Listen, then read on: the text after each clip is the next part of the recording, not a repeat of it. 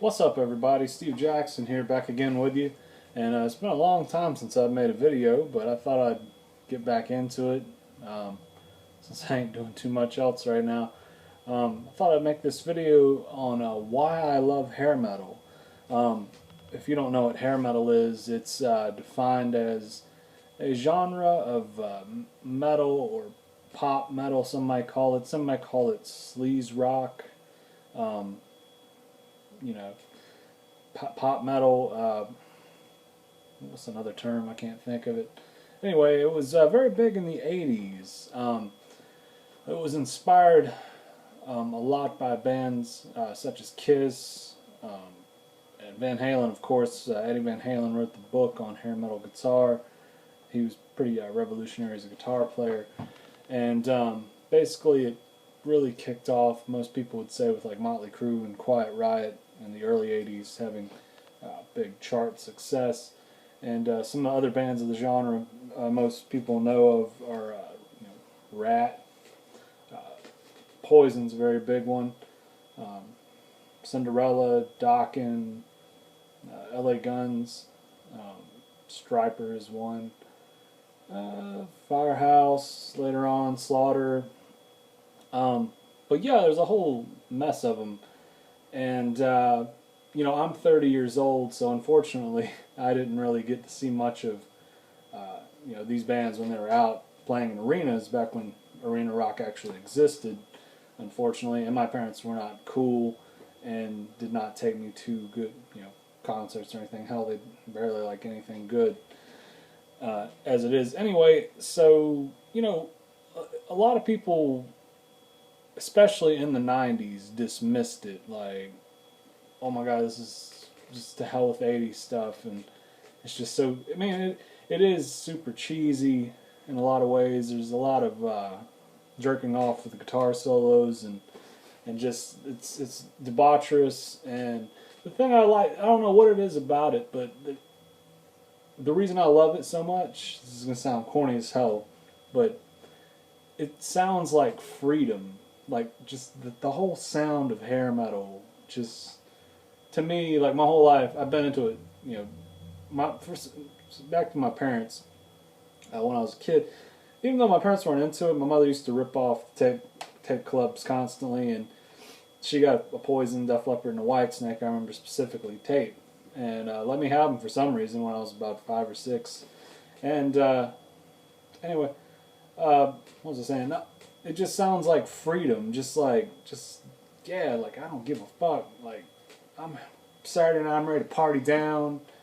I'm very envious of anybody who was alive and has a living memory of the time in which hair metal was big. You don't know how, if you were into it, I suppose you know now how good you had it.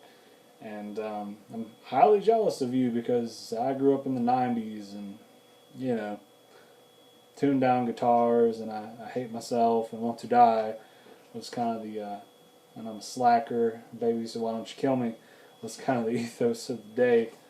I've always been all over the place, like, music-wise, as far as, different genres and stuff, and different ages liking different things, but I'm not one of those people who say, I was into punk rock when I was in high school, and I'm not like one of those people who are like, oh, now I would never listen to punk rock.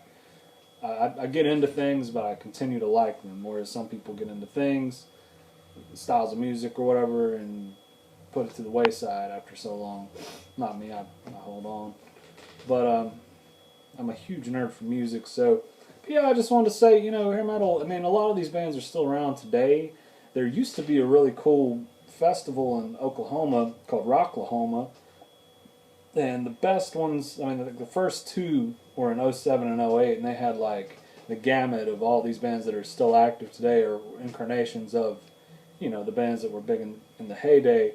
Unfortunately, that I'd actually thought about going to actually one of those, but unfortunately it went to shit when they started adding Stained and Puddle of Mud and that ilk, stuff like that. But yeah, there's still the M3 festival up outside DC, or not DC, Baltimore, up in Columbia, Maryland. I may go to one year. Has a pretty good lineup usually every year. I really want to go to Monsters of Rock cruise, dude, the 2014 lineup is really good. Unfortunately, not unfortunately, but we're having our first child, and Junior's going to drain all the finances, and maybe a year or two on down the line, I'll be able to go to one of those cruises. Although they're quite expensive and not very long, as I've been on 2 cruises already. But anyway, but yeah, hair metal. I've seen a couple hair metal bands live. I've seen Poison, Motley Crue twice. Seen both of them twice. They're not really a hair metal band, but they get lumped in with the whole group. Def Leppard, seen them twice. Kiss, in a way, was hair metal in the 80s, although they existed before. But seen Rat with Jizzy Pearl singing. They were tight, but it isn't the current lineup of most of those dudes back then on that poster, as it is now. That, of course, because they never fucking come to the South. Who else have I? I've seen LA Guns, Phil Lewis LA Guns. I utterly never acknowledged the Tracy Guns LA Guns because it's a joke. And all these bands are really good live. I mean, that's the thing. Like, a lot of those bands, like, the focus on musicianship and being tight live is just great. Yeah, but I'm just wondering if a lot of people out there feel me as far as, it sounds like freedom. I even like Danger Danger.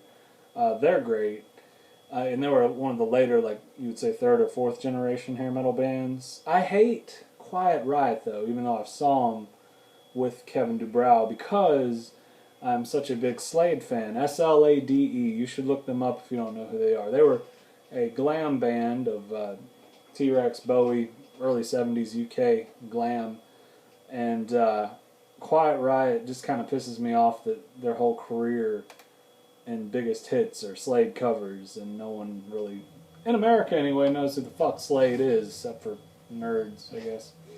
But, yeah, and then, I wouldn't mind going to see Quiet Riot now because they have a new singer, and I don't know. But anyway, it just pissed me off how Kevin Dubrow was, I didn't even want to do the Slade cover, it was a fluke.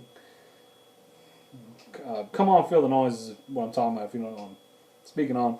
Anyway, yeah, hair metal.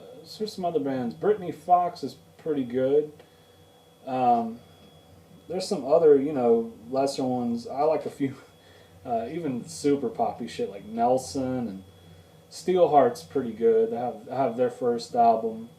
There's another one. I don't really like Trickster. They didn't really do much for me. I actually still have the VHS recording of Dee Snider doing the top 40 hair metal bands countdown from like 2001 on VH1.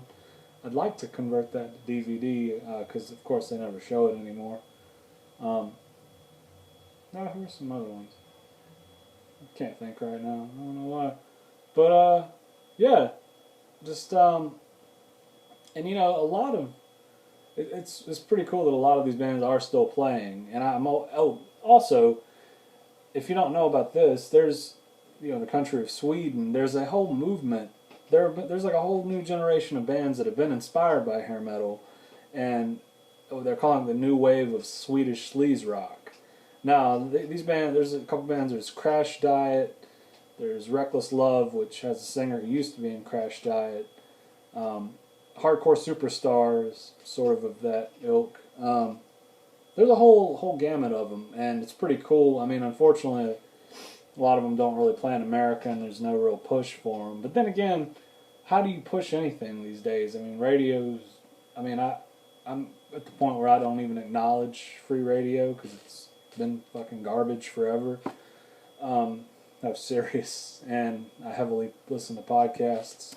MTV, although I heard they're going to start showing videos again, not that they'll show anything good, but I do have VH1 Classic, thankfully. That's a channel I dig. But anyway, thanks for listening to me, and post your comments below on what you think about hair metal.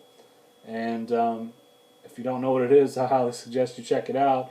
Hell, just start with, if you're 15 or something and never heard of it, get on iTunes and type in hair metal and playlist. It'll come up, and you can just sample, I'm sure the top hits of the genre. But yeah, thanks for watching me, and I'll see you around. Thanks.